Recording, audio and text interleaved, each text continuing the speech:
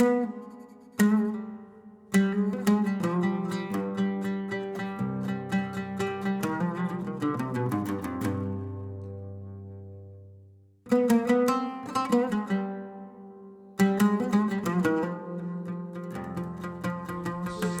reçoit M. Salah Ghannouchi, essayiste romancier algérien, auteur de plusieurs ouvrages. Ce soir, il vient avec l'ouvrage Le syndrome de Poitiers, ou comment le mythe de Charles Martel s'est installé dans les manuels scolaires et dans les mémoires. Je vous demanderai d'essayer de mémoriser la carte, là, où vous situez à peu près où vous êtes. Si on vous appelle des Aquitains. Donc l'Austrasie, c'était le fief de Charles Martel. Mais il visait tout, Charles Martel, la Neustrie et surtout l'Aquitaine. Apparemment, ce sera plus difficile. Ça, c'est la carte de la France, entre guillemets, au 8e siècle, donc à l'époque de Charles Martel. Plus détaillé. Voilà. Ce qu'on appelle le duché de Vasconie. Vasconie, vous savez que ça veut dire les Basques, mais Narbonne était considéré par les arabo-musulmans comme la 5e province de leur occupation d'Espagne. Cordoue, etc. Et Narbonne, c'est ce qu'on oublie de dire, était une province arabo-musulmane. Elle était occupée. Donc, 25 octobre 732.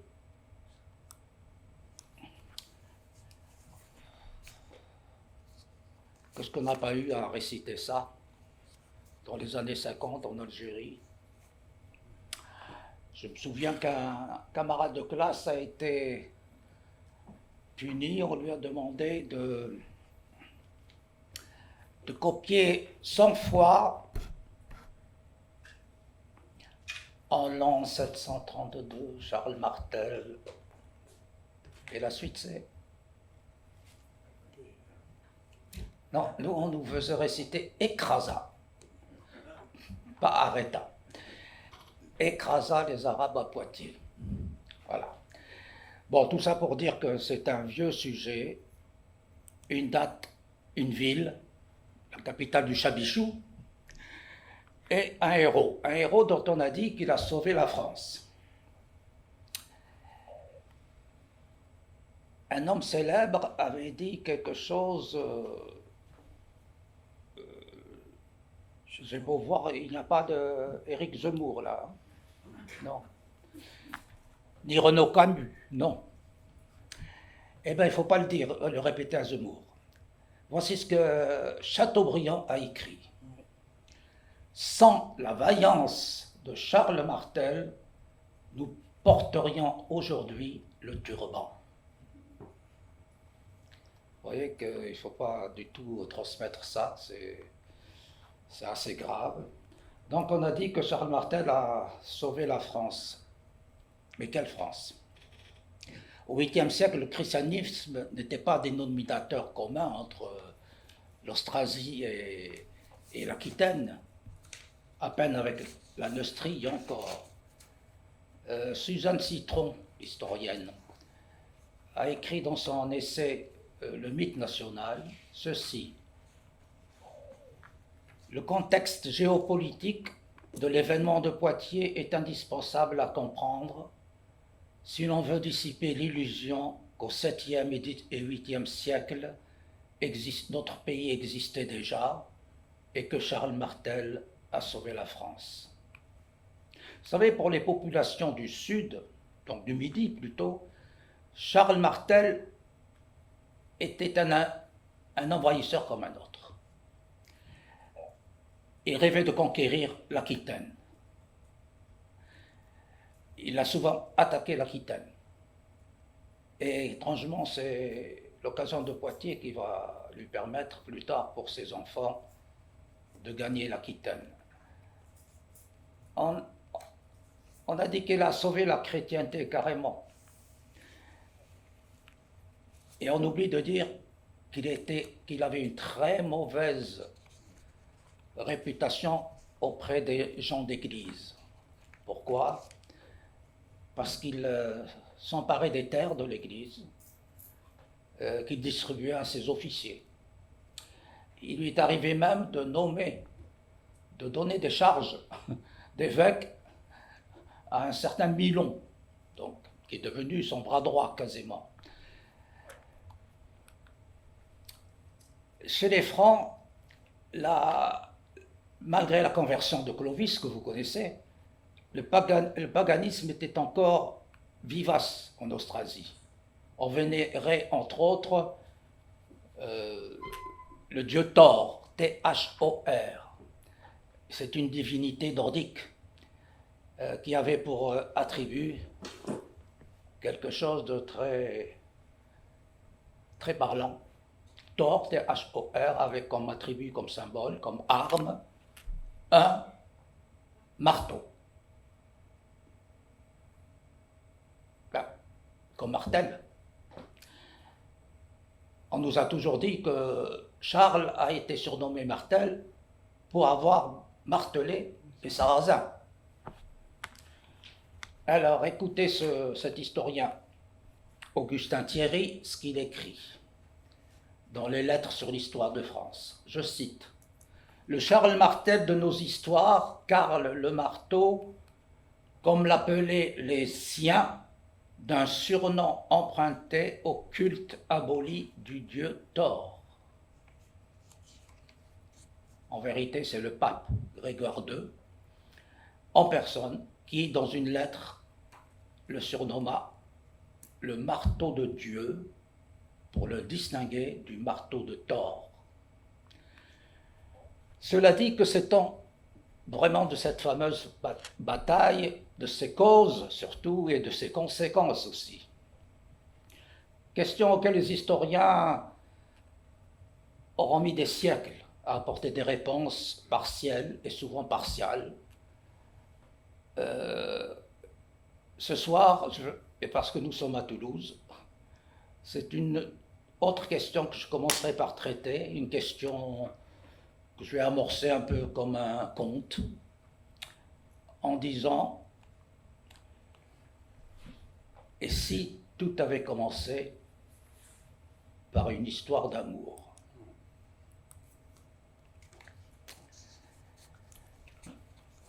Un de ces accidents de l'histoire qui, à peine survenus, sont engloutis par un séisme dans l'oubli.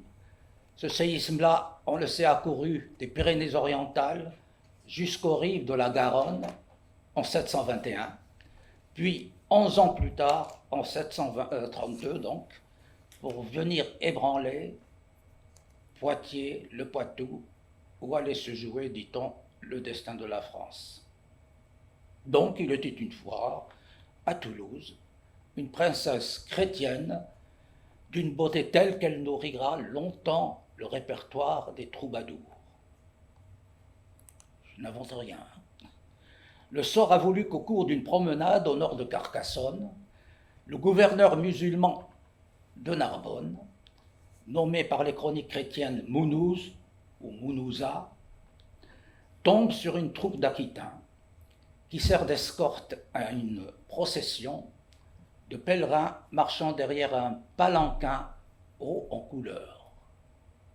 Et à l'intérieur de ce palanquin se trouve Numérance Ménine, dite Lampégie, la fille du duc d'Aquitaine. Toulouse était la capitale de l'Aquitaine à l'époque. Quelques mois plus tard, je saute, la princesse épouse son ravisseur, s'il vous plaît. Et une alliance entraînant l'autre, Toulouse et Narbonne vont connaître la paix pendant un temps. Mais ces épousailles ne plaisent pas ni à Trèves, le siège de Charles Martel, ni à Cordoue, le siège de l'émir Abdelrahman. Quand je dis émir, c'est faux, c'était de simple. L'émir de Cordoue viendra plus tard. Ce sont des gouverneurs. jusqu'en 756, ce sera des gouverneurs. Donc, au printemps 732, donc, Charles Martel va attaquer l'Aquitaine par 2 fois, comme ça, par vengeance. Et Abderrahmane, de son côté, va lever une armée. Elle est faite de tout. Hein. Ce n'était pas seulement des Arabes et des Berbères, il y avait même des chrétiens, des Mozarabes. Les Mozarabes, c'est les chrétiens arabisés, qui étaient restés chrétiens. Donc, des mercenaires. Et il envoie son lieutenant Djedi pour éliminer le traître gouverneur, qui a épousé une chrétienne en plus, et qui va mener une révolte donc contre, on verra plus tard, contre le Cordoue. Et ce lieutenant ne va pas aller loin, pas à Narbonne, il va trouver Mounouz, le berbère, le gouverneur de Narbonne, à Livia, si vous voulez, où ça se trouve Livia. C'est une histoire particulière, Livia, parce que c'est une enclave, elle est en France sans être française, la ville. C'est une histoire qui date depuis le traité des Pyrénées, donc il y avait une erreur, on en parlera peut-être. Oui. Et donc Livia est assiégée. Mounouz finit par s'enfuir avec l'MPJ par Mons et par Vaux et tout. Et pour faire court, donc il meurt, carrément décapité comme il se doit. Et jusqu'à maintenant, j'ai vécu là-bas une année dans la région pour écrire, il y a un endroit qui s'appelle Ker Muñoz. Ker, en catalan, je crois, c'est rocher. Et c'est de ce rocher qui est tombé donc Mounouza.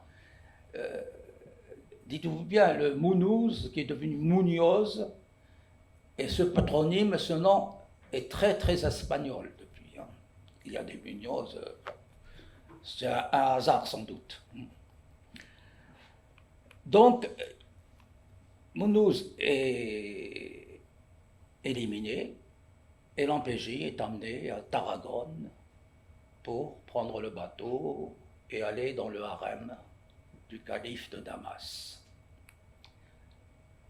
Ça aussi, c'est des chroniques chrétiennes qui le disent. Et pourtant, une légende dans les Pyrénées, si vous y allez, pas loin de Yaux, de Font-Romeu, il y a une petite église dans le village de Planès, que les Catalans, que les Cerdans continuent à appeler la Mesquita. Et cette église est d'une architecture très très bizarre. Quand on y entre, moi j'étais persuadé que c'était un mausolée de marabout. Voilà, donc. Et la légende donc, cerdane dit que le couple Lampégy et Muñoz auraient été enterrés là, sous la chapelle, qui est devenue une petite église, hein, que je vous la montrerai tout à l'heure. Ça, c'est pour la petite histoire. Maintenant, on va faire un flashback. Comment en est-on arrivé là? Ça démarre en 710. 710, de l'autre côté donc, de la Méditerranée, ce qu'on appellera plus tard le Maghreb. Le gouverneur du Maghreb, Moussa ibn Nusayr, apprend que l'Espagne est en pleine guerre civile. Des chroniques goths que j'ai retrouvées font mention du rôle joué par un comte, un certain Julien, qui régnait sur Ceuta déjà, et qui aurait exhorté Moussa à intervenir. On dit même que ce sont des Juifs d'Espagne qui ont fait appel aux Arabes de l'autre côté, parce qu'ils étaient trop persécutés par le roi, qui sera le dernier roi des Visigoths d'ailleurs, Roderick. Roderick, c'est pas le Roderick de Corneille. Alors Moussa hésite parce qu'il y a en même temps un début de révolte des Berbères, déjà, et ça le préoccupe. Et c'est son lieutenant, Tariq, berbère lui aussi pourtant, qui va lui dire, On va calmer les frères en leur proposant d'aller de l'autre côté. Hein, Et effectivement, Tariq s'en va avec une armée le 9 juillet 711. C'est le début de la conquête de l'Espagne. Ça va aller très vite. Dans les mois même, dès l'arrivée, l'armée de Roderick est décimée et lui, il meurt. Roderick meurt. Donc ce sera le dernier roi wisigoth. Il n'en aura plus. Et Tolède et Cordoue tombent, puis Séville, 2 ans après, et le 5e émir, déjà, en 721, va monter jusqu'à Toulouse. Mais là, Eudes d'Aquitaine, Eudes, le duc de Toulouse, l'attend de pied ferme, et ce sera effectivement la débâcle de l'armée sarrasine. Donc c'est la première défaite, vraie défaite, des Sarrasins à Toulouse en 721. Et après, ils occupent très vite, je vais passer quand même, parce que sinon, la Sardaigne et la Corse, les Baléares, le Carcassonne, Nîmes en 725, et ils vont envahir la Bourgogne. Si ça vous revient pendant le débat, rappelez-moi que je vous raconte quelque chose de la Bourgogne, qui est plus d'actualité. Donc c'est en 730 que va entrer en scène un de nos personnages principaux de cette histoire, l'émir ou le gouverneur Abd-ar-Rahman, qui meurt sur le champ de bataille de Poitiers, donc en 732.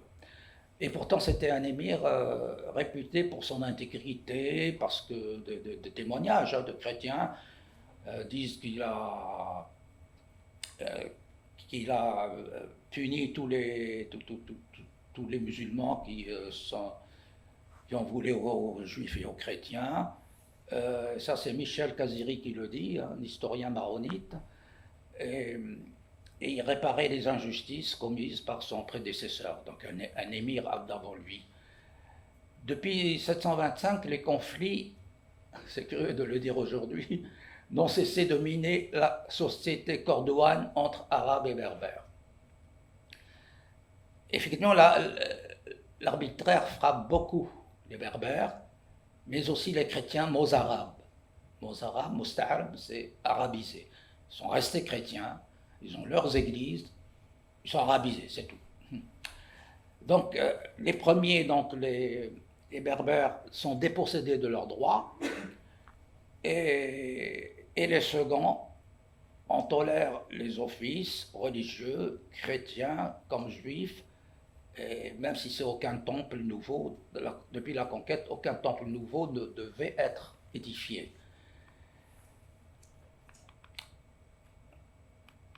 Je vais sauter jusqu'au jour où ce Abd-ar-Rahman va entendre parler du gouverneur de Narbonne, parce qu'il y a une révolte à Narbonne contre les ordres de Cordoue, et surtout, on apprend qu'il a épousé une chrétienne. Ce n'est pas parce que c'était une chrétienne, mais ça voulait dire aussi que Mounouzat ne voulait plus aller plus loin, au-delà de Narbonne. S'il y avait vraiment une idée de conquête, ça pouvait déranger. Mais mon point de vue, c'est qu'il n'y avait pas de conquête à Poitiers, de projet de conquête, en 732. Je vais vous dire pourquoi tout à l'heure. Alors, en Espagne, ça s'échauffe, les esprits s'échauffent, et en avril 732, l'émir va monter une armée et va passer par Pampelune. Donc vous voyez où ça se situe, Pampelune. L'historien Joseph Toussaint Renaud écrit ceci, c'est très important. J'ai pris des historiens du cru, pas des historiens... Et il dit ceci, et ce fut bientôt un flux disparate, coloré, cruel et décidé. Beaucoup de mots arabes et de juifs constituaient l'infanterie musulmane. À ces mercenaires s'ajoutaient des captifs chrétiens ralliés à l'islamisme et recherchés par leur bravoure. Enfin, des berbères, de très importants éléments berbères.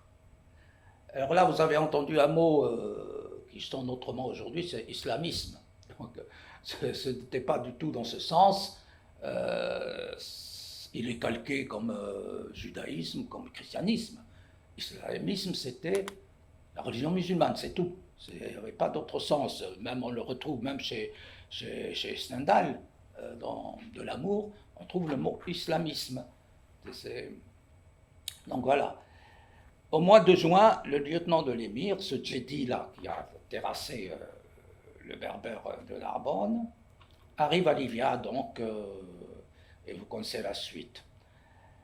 L'émir va monter à Bordeaux, il met le feu à Bordeaux, il saccage Dax, il saccage Mont-de-Marsan, et il arrive à Toulouse, près de Toulouse, entre Dordogne et Garonne, et cette fois, l'armée du duc va perdre. Donc, alors tout porte à croire que ça y est, c'est fini, il s'est vengé, puisque la défaite de 721, donc, et qu'ils allaient retourner, rentrer chez eux.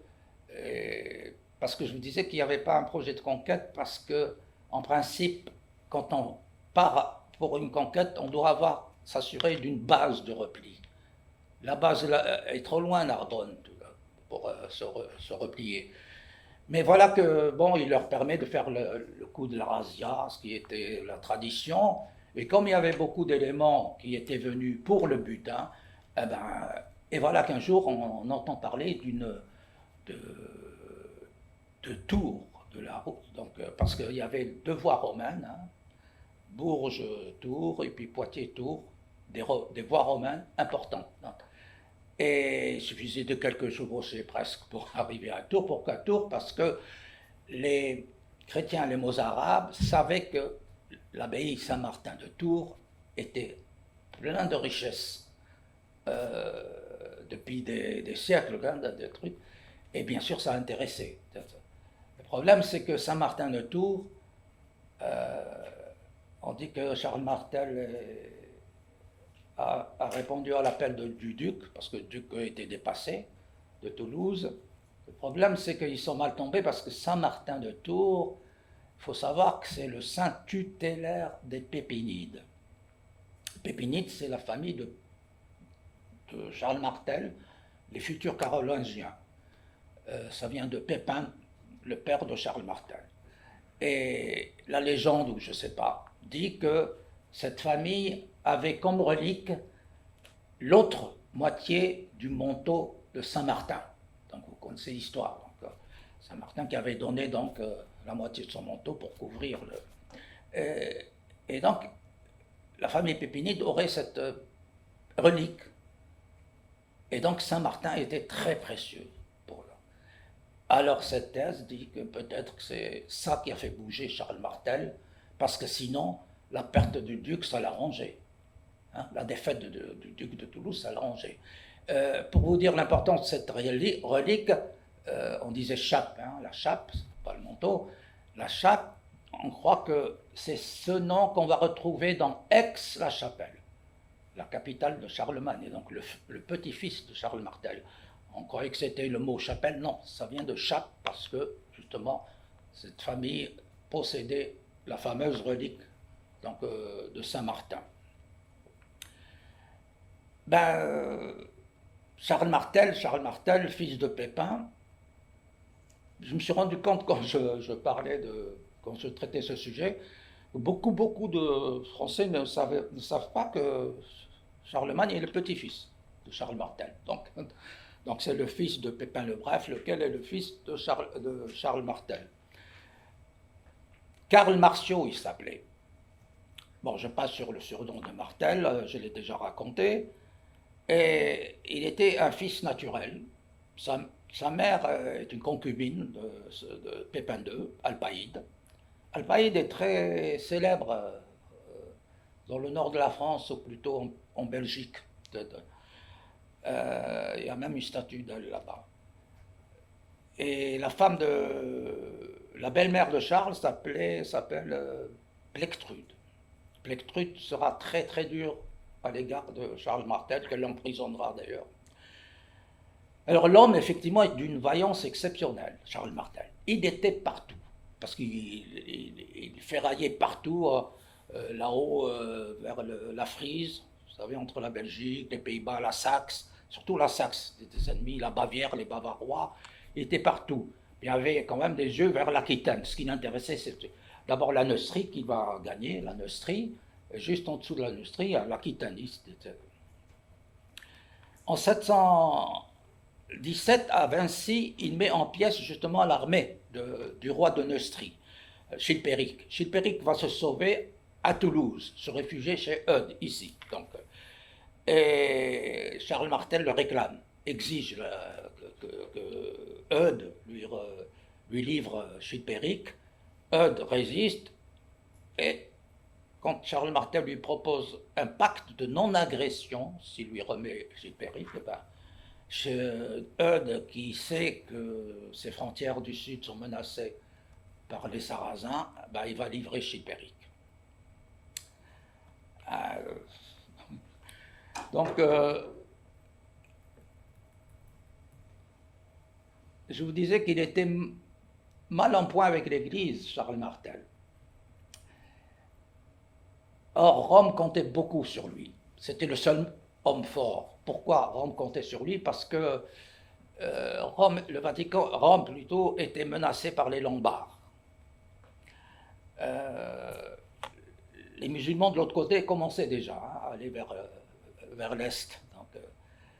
Et Boniface, qui est un évangélisateur des Germains de l'époque, qui est d'origine irlandaise, c'est un Irlandais, c'est le pape qui le nommera Boniface, n'arrêtait pas de prévenir le pape des frasques païennes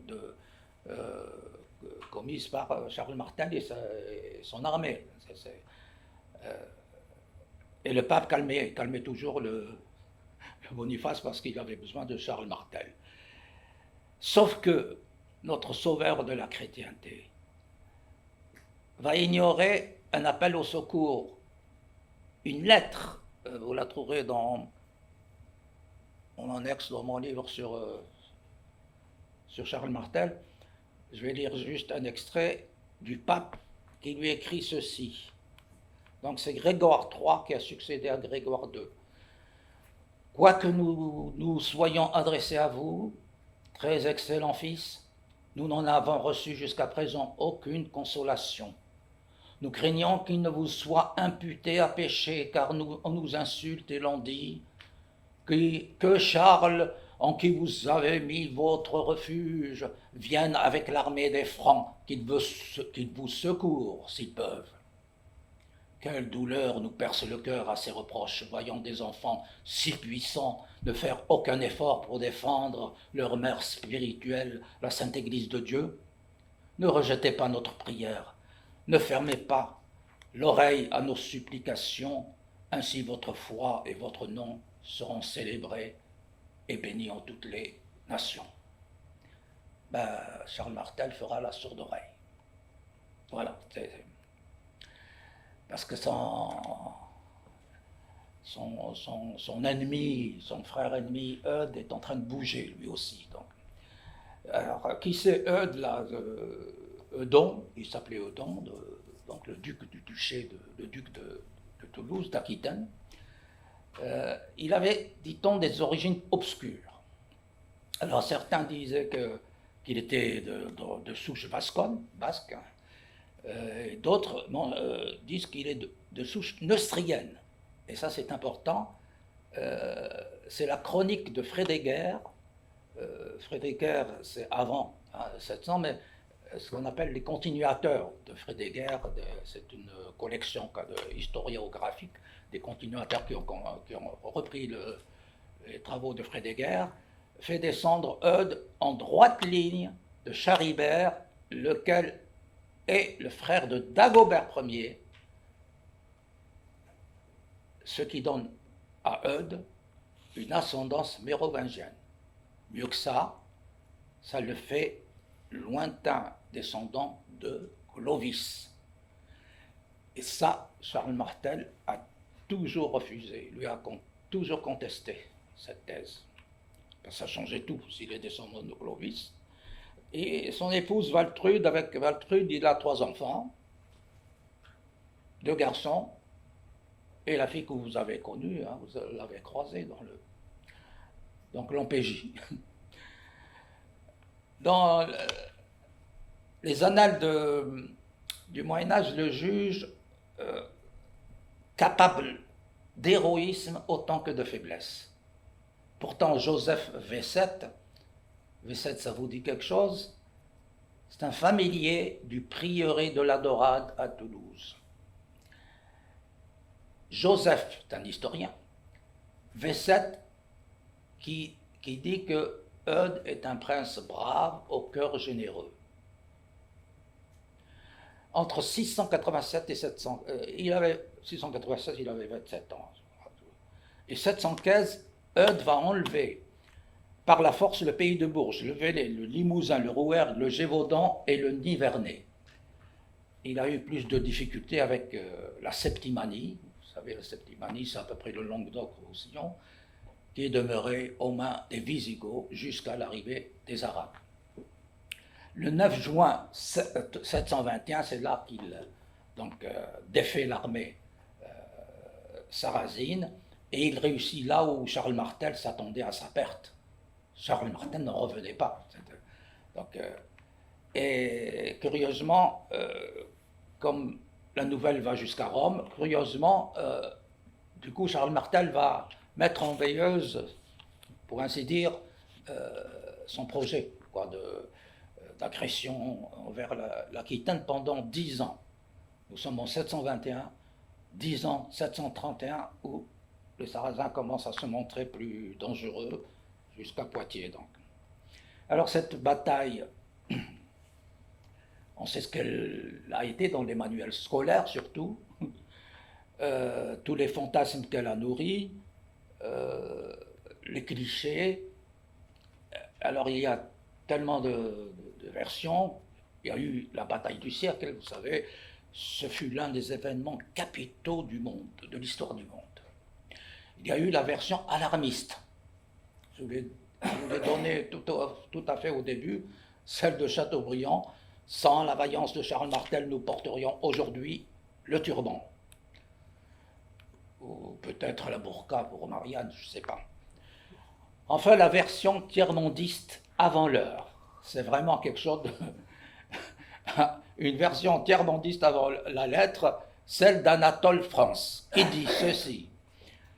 C'est le jour de la bataille de Poitiers que la science, l'art et la civilisation arabe reculèrent devant la barbarie franque. Anatole France.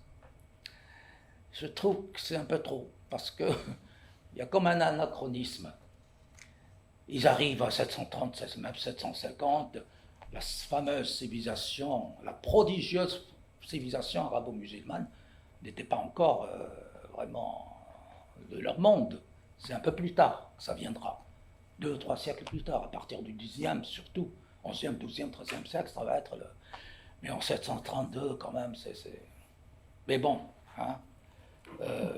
Pourtant même Marc Ferraud, le grand historien Marc Ferraud, qui s'interroge, qui dit que s'est-il réellement passé à la bataille de Poitiers? A-t-elle vraiment eu l'importance que nous lui donnons aujourd'hui? Une sorte de narcissisme occidental nous ferait imaginer que les Francs avaient pu arrêter les armées du calife.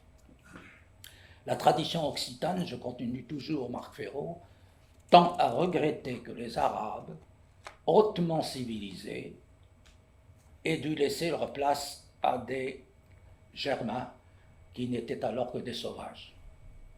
Hautement civilisés, je vous parlais d'anachronisme, je suis désolé, mais sauvages, oui. Les Francs n'étaient pas vraiment. Ils se moquaient d'ailleurs de Toulouse. Toulouse qui était une ville déjà raffinée, s'il vous plaît, culturellement et tout. Alors pour les Austrasiens, pour les Francs, c'était... Il y a même un mot qui est resté homunculus, ou presque, ça ne veut pas dire efféminé, mais comme c'était des gens de culture, donc pour le guerrier franc, donc le Toulousain n'était pas... bref. Jean-Henri Roy, que j'ai beaucoup rencontré, qui a fait avec Jean de Vios la bataille de Poitiers chez Gallimard, vous savez, c'est dans la collection 30 journées qui ont fait la France. Donc pour Gallimard, pour le 25 octobre 1732, c'était une des 30 journées qui ont fait la France. Non, et, et Jean-Henri Roy, qui était un grand spécialiste de Descartes,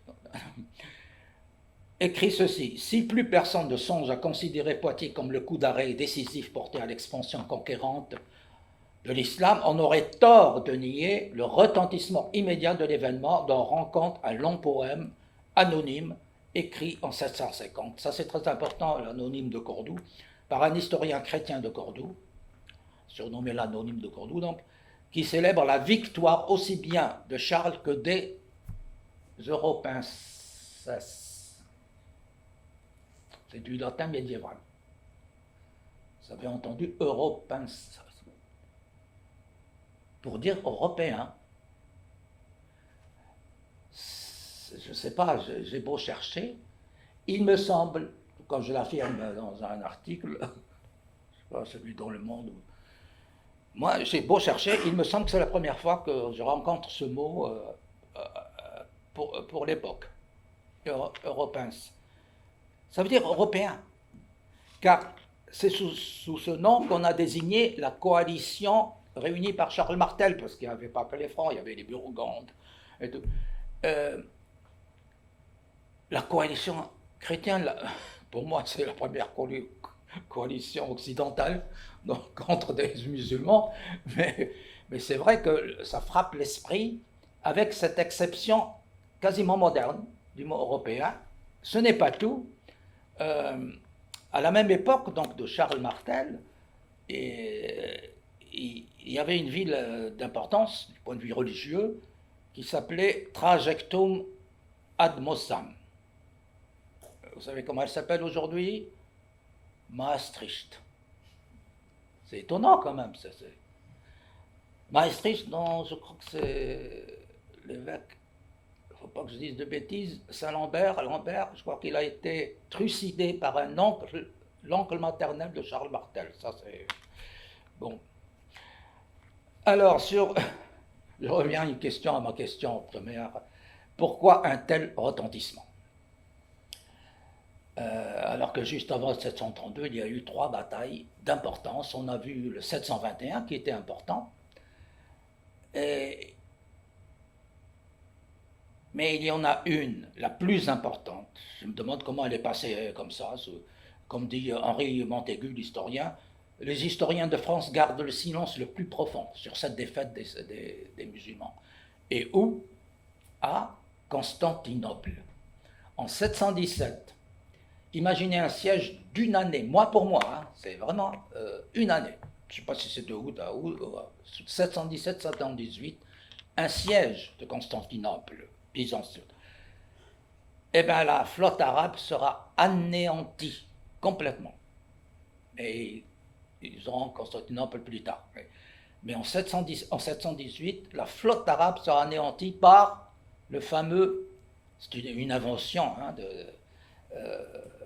on n'a pas trouvé d'ailleurs le secret, du feu grégeois, si ça veut dire quelque chose. Le feu grégeois, c'est-à-dire que ça s'allume même dans l'eau, quoi. Ça, contre les navires, tout ça, ça prend même dans l'eau le feu.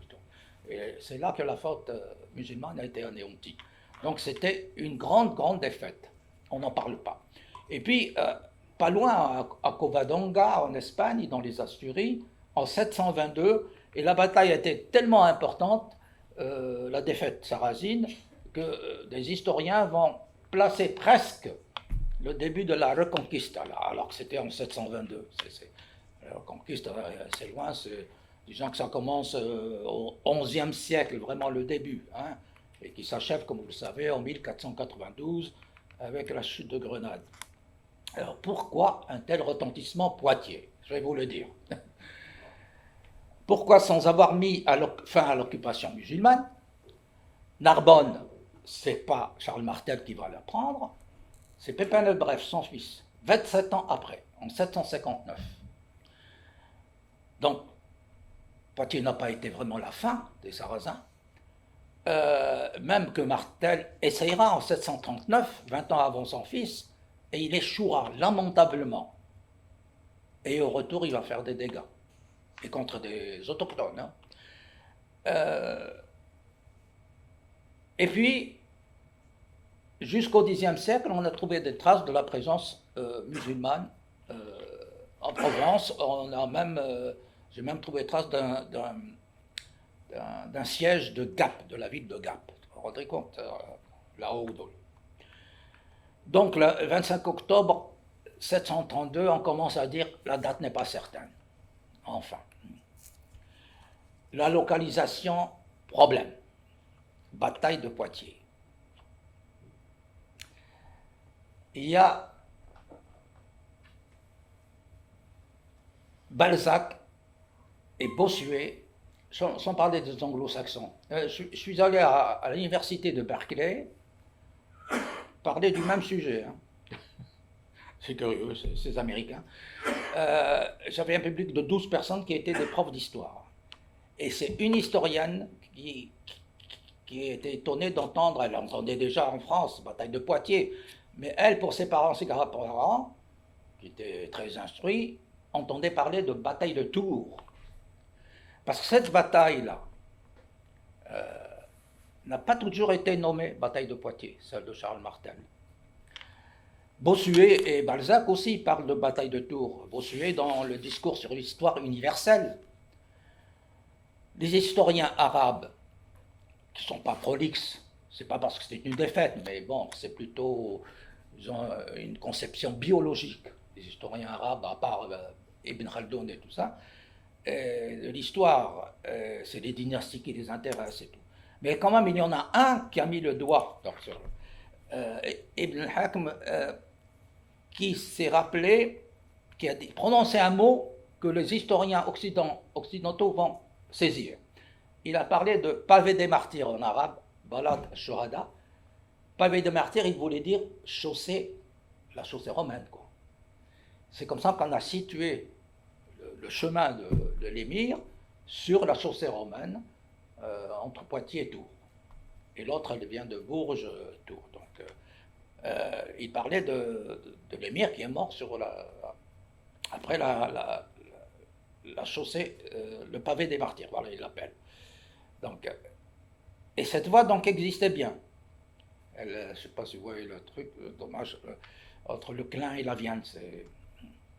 Alors, 3 points semblent acquis pour moi, et c'est vérifié. La bataille a eu lieu un samedi, ça c'est clair. Elle a eu lieu en octobre, ça aussi c'est clair.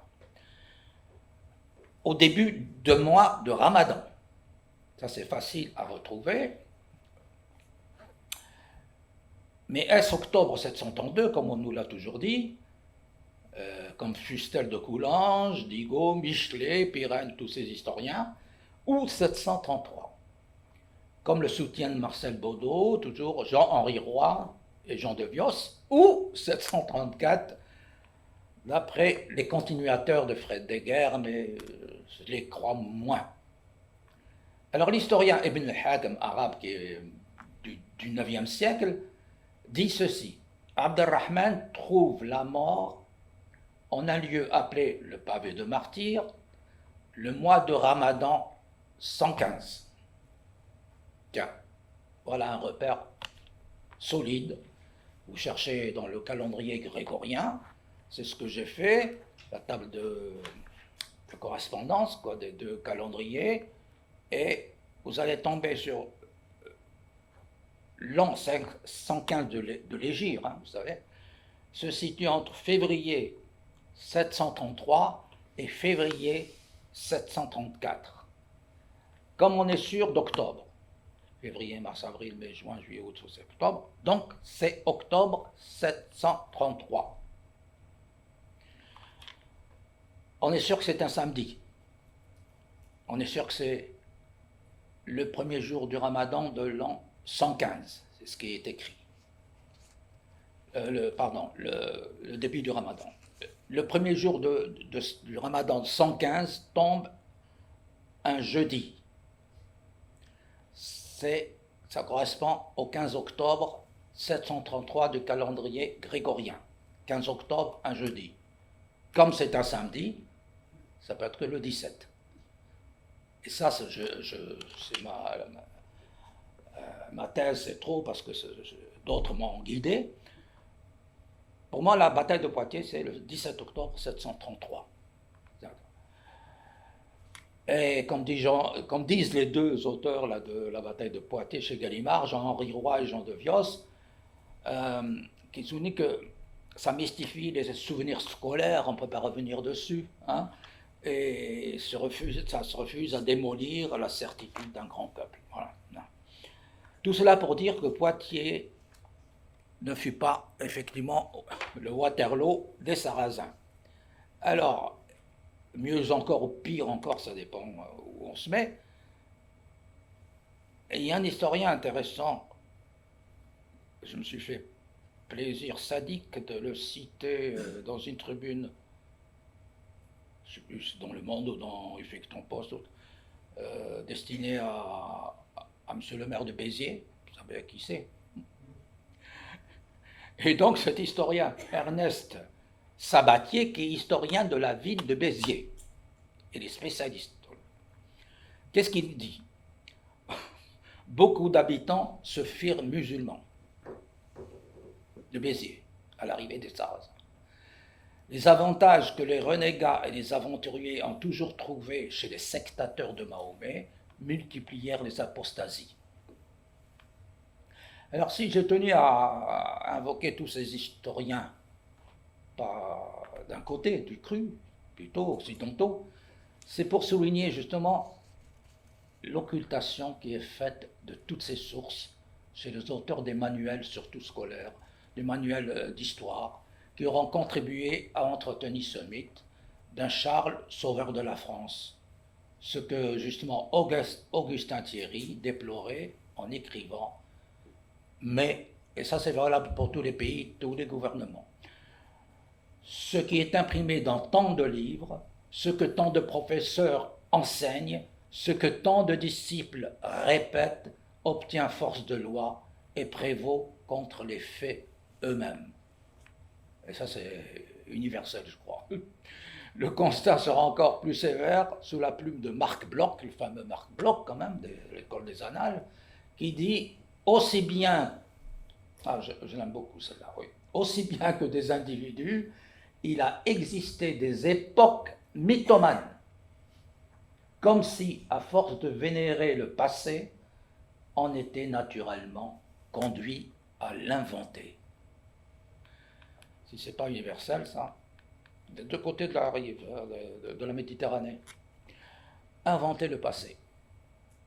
En fait, la dénomination, et je vous prie de m'accorder à ce moment, la dénomination poitevine devait servir à l'édification du mythe Martel au fil des siècles pour occulter une autre bataille.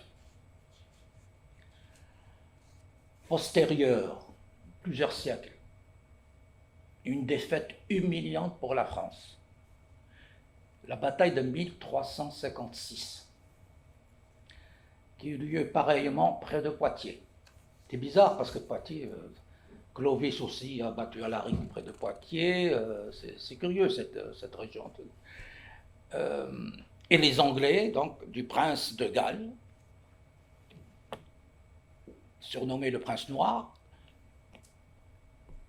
qui attaque donc près de Poitiers l'armée française, entre guillemets, l'armée du roi Jean dit le Bon, 1356. Et l'armée de France est écrasée, pire que ça, le roi Jean est pris en otage.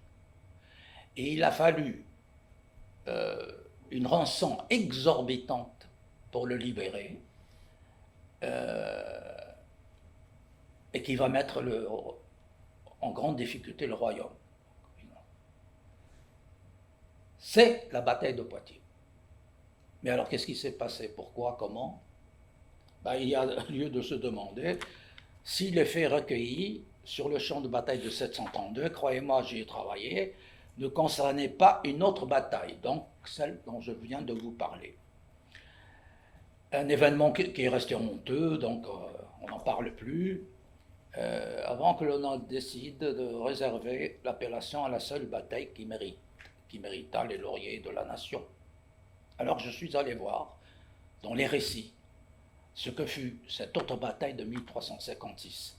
Et alors là, j'ai trouvé des correspondances troublantes, la structure narrative, plusieurs éléments communs aux deux batailles, la même évocation de pillage, parce qu'il y a des pillages de deux côtés, hein, les Anglos aussi, c'est une armée hétéroclite aussi, composée de nationaux et de mercenaires. Donc. Et celle du prince noir, comme celle de l'émir de Cordoue. Et enfin, une même référence à une chaussée romaine. Pour le roi Jean, c'était Bourges-Poitiers, et pour l'émir de Cordoue, c'était Poitiers-Tours. La seule différence entre les deux batailles, c'est que l'une fut une défaite et l'autre une victoire. Alors, raisonnons un peu, si la défaite avait été antérieure, on comprendrait qu'un heureux événement plus récent finisse par effacer le mauvais dans la mémoire collective. Mais comme c'est le cas contraire, pour que l'événement postérieur de plusieurs siècles, funeste, puisse être atténué et même oublié, la preuve, qui parle de la bataille de 1356, il faudrait plutôt que l'événement antérieur ait la charge symbolique suffisante pour cela. Et la charge symbolique, c'est que Charles Martel a arrêté l'invasion musulmane. Et ça, c'est... Donc, 7 ans après Poitiers, Charles Martel revient assiéger Narbonne. Ce sera un échec complet. Selon Ernest Sabatier, l'historien de la ville de Béziers, là, les Francs pillent, suivez bien, les Francs pillent à outrance dans tous les lieux où ils portent leurs pas.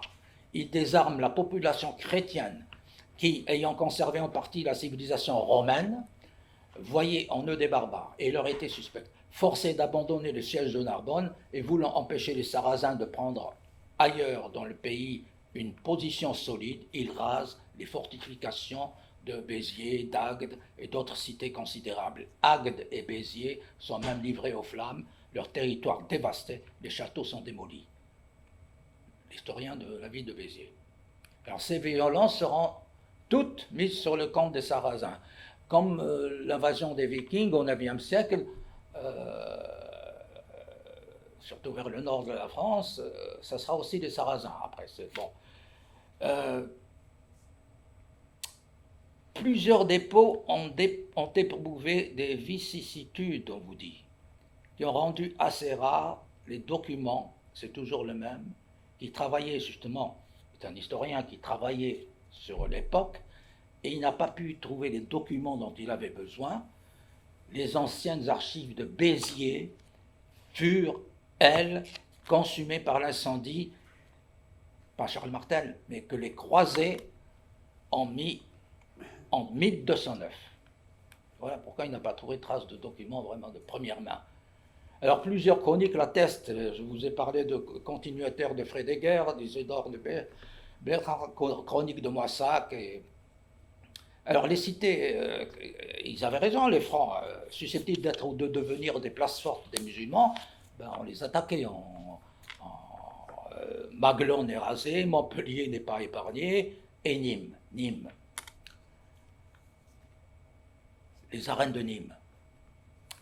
Eh bien, Charles Martel, ses hommes du moins, vont réunir des tas d'arbres et tout dans l'amphithéâtre, au sein des arènes, et y mettre le feu. Ce sont les auteurs de la bataille de Poitiers qui écrivent ça. Hein. Voilà. Une forêt d'arbres dans l'amphithéâtre et y mettre le feu. Mais, pour terminer, gardons à l'esprit, du moins c'est pour... ça nous amène à autre chose, à une autre actualité, cette réalité dont j'ai parlé, la dissidence berbère, qui est partie du Maghreb, hein, pour éclater en Espagne et à Narbonne, la politique inégalitaire, hein, dans la distribution des bénéfices de la conquête, comme l'écrit le médiéviste Pierre Guichard, et il dit que les Arabes se sont réservés de riches régions de plaine et de terres irrigables, le reste c'était pour les Berbères, donc les hauts plateaux, les montagnes. Et il ajoute, deux Espagnes s'affronteront ainsi, celle arabe des plaines d'Andalousie, où les orientaux reprennent des cultures irriguées des hispano-romains, et on sait quel travail ils avaient fait, les hispano-romains, et celle berbère des montagnes et des hauts plateaux. Voilà. Alors, ce conflit qui continuait à grever les relations arabo-berbères au Maghreb a joué un rôle déterminant dans les mésaventures connues par les Sarrasins à l'époque.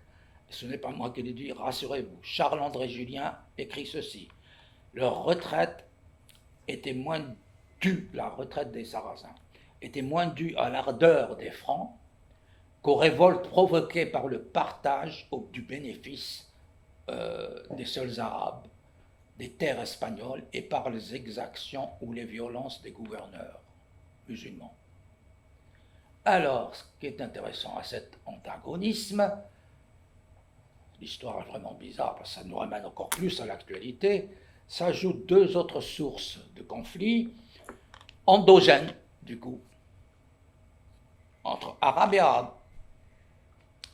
Un séparatisme, d'abord le séparatisme du kharijisme. Le kharijisme, c'est un séparatisme politico-religieux. Ça équivaut, on le compare un peu au protestantisme par rapport au christianisme, hein. C'est plus ou moins. Donc, Ernest Lavis et Charles-André Gillien voient même la cause profonde du kharijisme en Espagne, hein, sinon unique de l'arrêt de l'islam en Occident. Charles-André Julien. Alors la seconde source de conflit, je vous disais endogène, régionaliste, l'hostilité entre des Arabes et d'autres Arabes. Des Arabes d'une branche appelée Kelbite, qui sont du Yémen, et des Arabes appelés Haïssites, qui sont de l'Arabie. Quand même, c'est... Pour conclure, enfin, sur des notes légères peut-être, ce qui m'a amené à appeler mon dernier chapitre du livre « Le syndrome de Poitiers ». En 6 points. Alors le premier point, vous savez que pendant la Seconde Guerre mondiale, dans l'Indre, il y a eu un réseau de résistants qui avait pris le nom de Brigade Charles Martel. Deuxième point, quelques années plus tard, durant les années 50, en pleine guerre d'Algérie, nous on dit guerre d'indépendance, les écoliers indigènes, j'en étais, étaient tenus de réciter par cœur la formule choc, hein, en l'an 732, etc. Troisième point, après l'indépendance de l'Algérie, un courant d'extrême droite issu de l'OAS et hostile à l'immigration maghrébine prendra carrément le nom de Charles Martel. Plus près de nous, en 2002, vous vous rappelez, l'élection présidentielle, l'affiche de Jean-Marie Le Pen, une affiche était Martel 732, Le Pen 2002. Alors pour la petite histoire, elle est savoureuse. J'ai pas eu le temps de vérifier 1982 ou 89. En tout cas, c'était Fabius, c'était sous Fabius. Lorsque la France a voulu porter un coup d'arrêt décisif à l'invasion de, vous vous souvenez pas, un coup d'arrêt décisif, hein, un sacré coup d'arrêt décisif, à l'invasion des magnétoscopes japonais. Ça vous dit rien, ça? Oh, vous êtes trop jeune. Donc il y a eu, hein, c'était un décret, quoi. Donc, et les douanes, la douane devait empêcher les magnétoscopes japonais de rentrer en France. Oui, c'est pas intéressant, si ce n'est que le centre de contrôle, c'était où? À Poitiers. La Croix a parlé par la suite, le journal La Croix, la nouvelle, pas lui, pas le journal, mais il cite d'autres journaux, la nouvelle bataille de Poitiers, carrément. Bon, avec des magnétoscopes japonais. Et là, c'est ma recherche personnelle, il y a longtemps, le service des douanes, à l'intérieur, c'était entre eux, quoi. C'était vous savez, quand tu passes un bagage, un truc, vérifier tout, soit à la craie, soit un truc, c'est bon. Le code, c'était pour dire que c'était bon, c'est 732. Ça, c'est du douanier. Comme quoi, ça a marqué. Hein, Et puis, finir, le sixième point, en fait, c'est Coluche hein, qui l'a repris, peut-être vous vous connaissez ce mot. Et le mot est né de l'immigration des jeunes immigrés, donc, qui savaient bien se moquer, qui avaient le sens de la dérision, de l'autodérision. Et Coluche l'a repris, ça a eu un truc, c'est resté, hein, dans un de ses sketchs, la fameuse formule qui va changer la donne, hein, à savoir, en l'an 732, Charles Martel arrêta les Arabes à moitié. Merci.